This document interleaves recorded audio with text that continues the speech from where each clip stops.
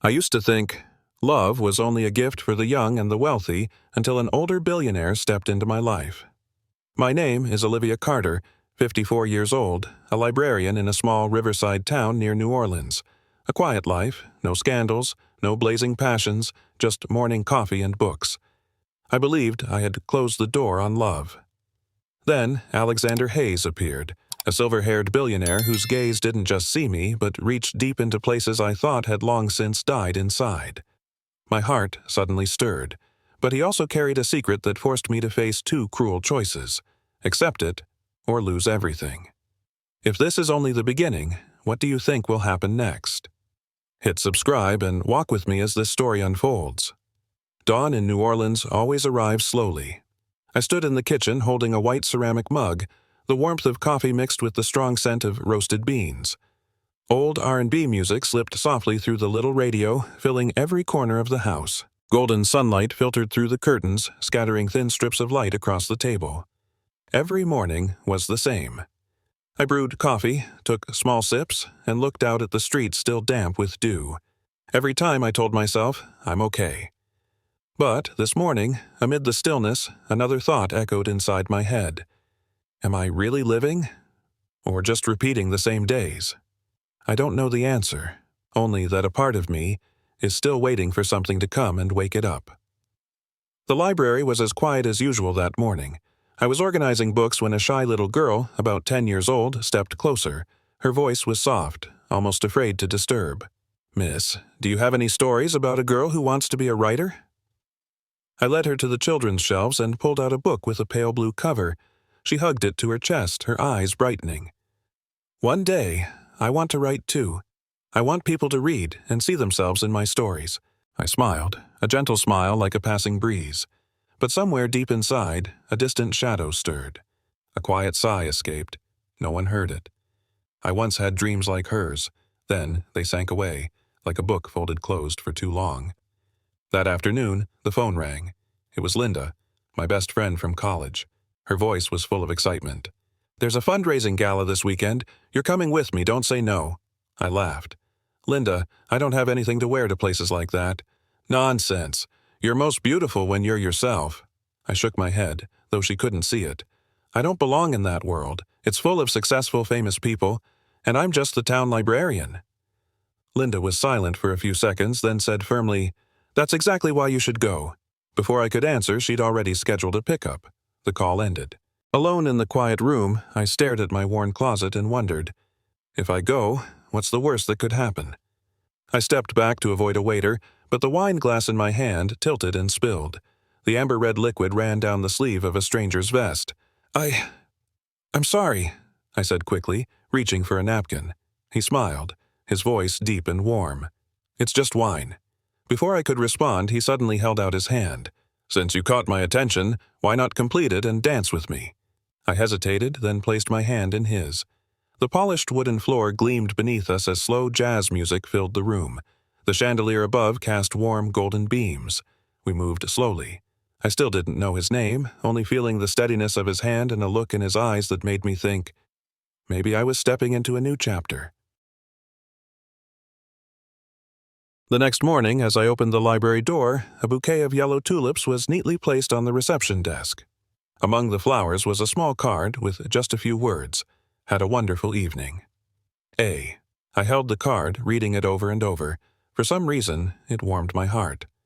3 days later, Alexander called. His voice was calm but certain. "I'd like to invite you to lunch. Just one meal, somewhere quiet." The small riverside diner was nearly empty. We ordered simple dishes. During our conversation, he suddenly asked, "What makes you laugh like a child?" I fell silent, searching my memory but only finding emptiness. I answered with a shy smile, while inside that question touched a door long unopened.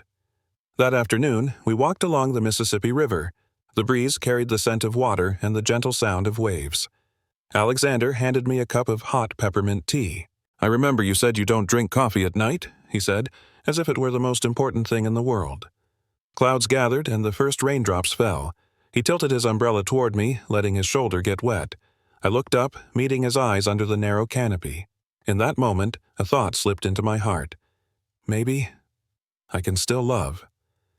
I turned my face away, afraid he'd read it in me, but my heart was still racing, and I wondered, if I let this feeling grow, would I have the courage to follow it through? The banquet hall glowed under bright lights. I stood beside Alexander, his hand resting gently on my back. Everything felt warm, until I noticed the eyes watching me. A group of women in expensive evening gowns looked me over from head to toe. Their gazes paused on my skin, then slid to the hand I placed on Alexander's. A faint, nearly unhidden smile flickered across their lips before they turned away. I forced my face to remain calm, but inside, a small scratch had formed. The music and laughter around me faded into the distance, leaving only the feeling of being lost in a place that did not welcome me. At a fundraising press event, I stepped back to let Alexander mingle with the guests. A middle-aged man approached, speaking politely. He asked what I did for a living. When I said, "I work at the town library," his lips curled slightly. "How quaint." His voice slowed, emphasizing each word as if praising an antique. I smiled politely, but my heart sank.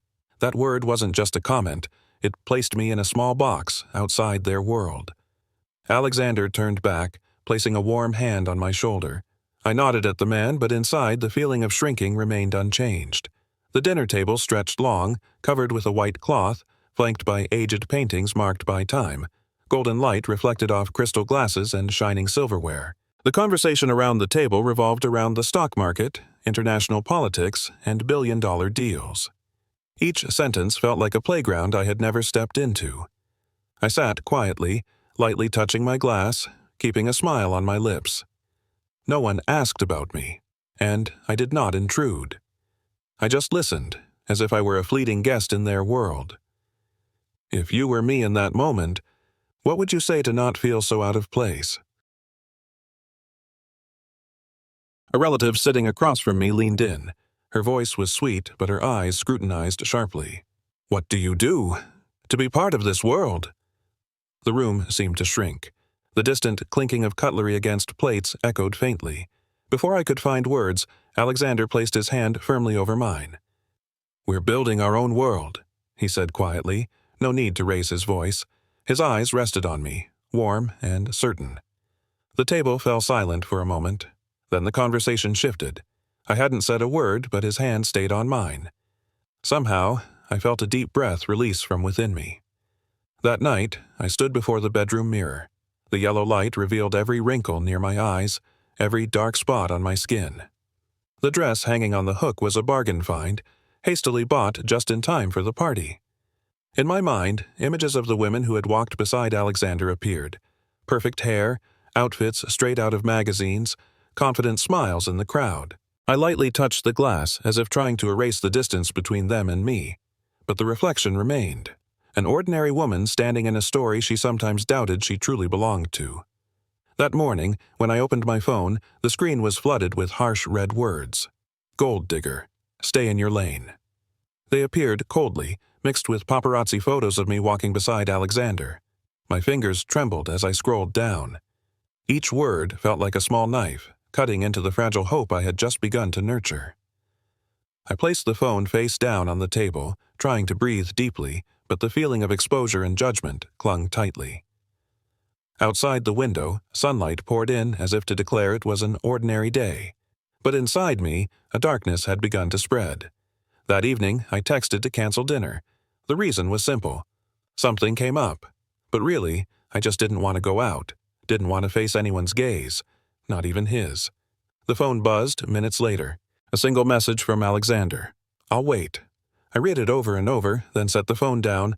No questions, no accusations, just a short sentence that felt as if he knew exactly where I was in my mind. Still, I didn't reply. Not because I didn't want to, but because I was afraid. If I answered, the wall I'd built would crumble instantly. Late afternoon, I sat alone in the kitchen, absent-mindedly stirring a cup of peppermint tea. The aroma took me back to an old memory at the restaurant where I used to work as a waitress. That day, I carried a tray to a table. The man sitting there didn't look me in the eye, merely gestured for me to set the food down, as if I were invisible in the room. When I smiled and said, "Enjoy your meal," he didn't respond. As I turned away, I clearly heard him whisper to his friend, "They need to know their place." Those words have followed me for years. And now, amid the noise around Alexander, I hear them again, as clear as the first day. That night, a soft breeze blew on the balcony, the city stretched below in golden specks of light. Alexander handed me a cup of hot tea, but my hands remained cold. I looked down at the street, avoiding his gaze. My voice was softer than the wind. I don't belong in your world. I want to leave before it hurts more. Time seemed to stop. He didn't answer immediately, just quietly looked at me, his eyes deep and unreadable. A car passed by on the street below, leaving a faint sound behind. I set the cup down, ready to step inside. Then, his hand gently touched mine, holding me back.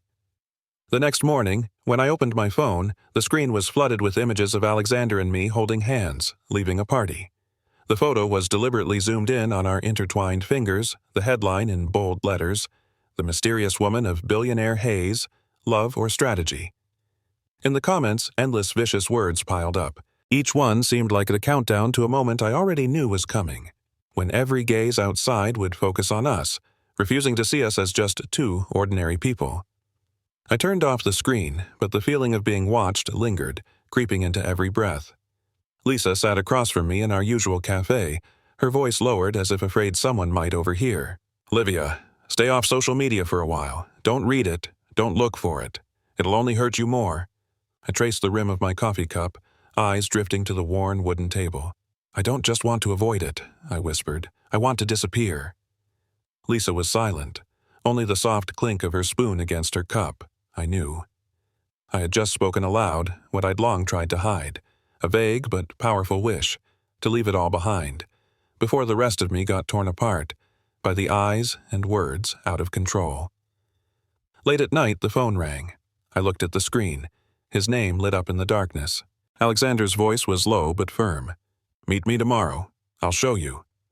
I was silent for a few seconds, hearing the breathing on both ends of the line. No explanation, no hint of what he meant. Just one sentence, enough to stir a flood of questions in my mind. What would he show me? Before I could ask, the call ended. In the quiet room, the lingering tone sounded like an invitation I couldn't refuse. The next morning, I stepped into his living room. Right in the center of a large wall, a brand-new framed photo hung prominently. It was the paparazzi shot from the night before, the moment we held hands amid the crowd. I froze. "Why?" Alexander approached, his eyes never leaving mine. "I want you to see how I see you, not what they write, not what they think, just you through my eyes." I stood still, looking at that image. There, I didn't see a woman under scrutiny. I saw myself being held, firmly and tightly, as if nothing could come between us. If it were you, would you believe that look, or still doubt? I was still standing in front of the photo, my eyes caught in that moment. His hand in the picture, and his hand now, resting on my shoulder, warm and steady as if never to let go. A deep breath. My heart slowed down. I realized I was tired of doubting, tired of waiting for the worst to happen. I looked up and met his gaze. "Let's move forward together." His smile blossomed. Not loud, but enough to brighten the room. For the first time in months, I felt lighter, as if I'd just put down an old, heavy suitcase I should have left behind long ago. That restaurant, where I once stood for hours, my arms sore from carrying trays, my heart hardened against disdainful looks. Today, I returned, but not in an old apron. The manager came quickly, smiling, inviting us to the VIP table set with white linens and fresh flowers. Alexander pulled out my chair. A simple gesture, but in that moment, past and present overlapped. I sat down, feeling a sudden ease. Not because of the place, but because for the first time, I sat there, as someone respected. Just as dessert arrived, a familiar voice softly called from behind. I turned. It was Marlene, an old coworker who quietly shared leftover slices with me back when customers wasted food. She hugged me tightly. That warmth carried years of grease smells and clinking dishes. "I saw you endure back then," Marlene said, her eyes shining with joy. "Now, you've won." I smiled, but my throat tightened, not because I sat at a fancy table, but because I had stayed true to myself, and still had a heart to love with. Rain pattered softly on the umbrella, streetlights spilling warm golden halos. We walked slowly down the empty street. Raindrops splashed lightly on the hem of my dress, cold seeping between our tightly clasped hands. Alexander spoke of lavish parties he left early, penthouses lit but empty, days spent signing contracts with no one to share them with. "Money can buy many things," he said in a deeper voice, "but it can't buy the feeling that someone's waiting for you to come home." I glanced at him. Under the umbrella, he was no longer a billionaire, but a man, searching for a home for his heart. We stopped under a small awning as rain continued to pour outside. Alexander turned to me, his gaze steady, unwavering. "I choose you," he said slowly, each word clear. "Not to please anyone, not for image, not to prove anything to the world." Only the rain and my heartbeat answered. I felt warmth spread from his hand, erasing the distance that public opinion had built, but deep inside, a question remained. Do I have the courage to fully believe this promise? Charleston greeted us with a gentle morning. The balcony faced the sea, waves softly lapping against smooth sand. On the table, just toast, butter, and 2 steaming cups of coffee. We didn't say much. Our hands touched as we reached for the jam jar, light contact that made my heart flutter. The sea breeze carried salt and the scent of new sunlight wrapping around us like a soft blanket. No promises needed, no distant plans. This moment was enough. Alexander took a small velvet box from his pocket. Inside was a gold bracelet engraved with 2 words. Our time. He didn't kneel or make a grand show. He looked straight into my eyes and spoke slowly.